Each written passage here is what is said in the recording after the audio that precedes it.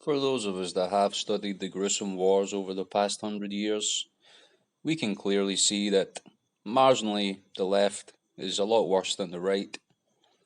But in fact, it's just generally the same thing. The brown shirts back in the early days of Nazi Germany. It's probably the equivalent of your local community officer that if you throw a piece of litter away, they can fine you. Maybe you want to go and pick up some juice at the local supermarket. You go back to your car and you find there's a fine of £300 on it. Well, that's welcome to the UK. I know it's happening more and more in other countries, but the UK is probably the leading leftist country in the world right now. But again, it doesn't matter, right or left.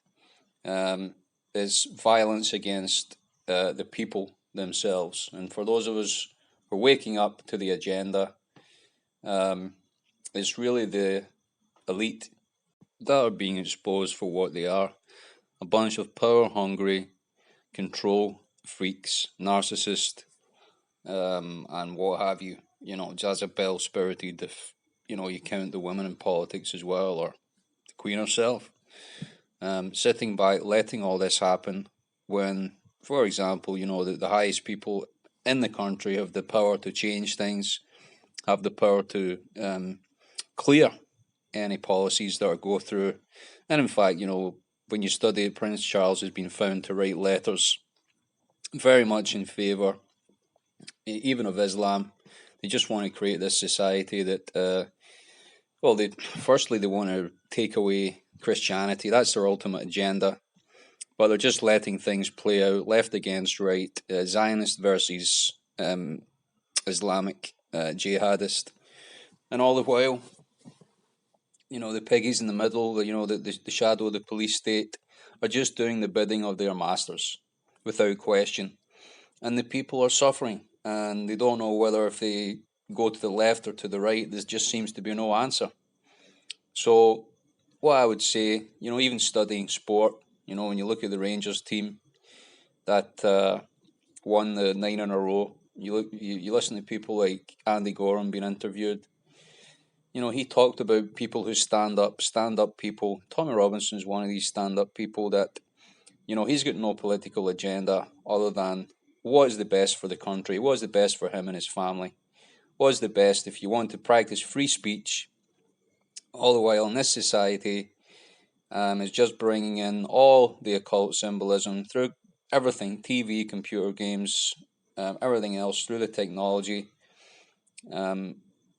Google Glasses and all that stuff is becoming closer and closer to mankind and technology being married together. And here we see Joseph Stalin. How many times have you seen footballers score and you've seen that heart symbolism? You think, oh, that's cute, different players scoring, Bale and so on, fortunate name. This just shows their present agenda of the political world. They want the one world government, one world religion under a communist system, probably going to be based in Jerusalem, as the Bible predicts, and most eschatologists also predict. So that's where it's heading. The Bible even saw it and predicted it before. There's certain things that we can pray against and cancel in the spirit, when we're praying for the will of God to be done. But there's also certain things that will just happen. So we got to be aware of it, left or right. It's a bit of a failed padagram. You got to go with the gospel. Just got to encourage all Christians, stand up for the word of God, stand up for your brother and sisters. Jesus Christ says your neighbor is those who stay around you. It doesn't matter who they are. If they're non-religious or religious, you pray for them. You have the fruit of the Spirit towards them.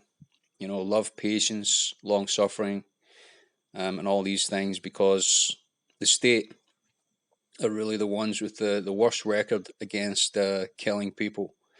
The so-called religious wars are sort of a side show to what's actually going on. You see, like recently, China making a move to Hong Kong. They want to as they see it, free Hong Kong from the West, and they want Hong Kong to be part of China again. And you'll probably see Russia stepping in at some point, and really, well, I think we're close to something. It's not often I talk about that, but I think we're close to some type of war now. You don't need to be religious to know when things are wrong.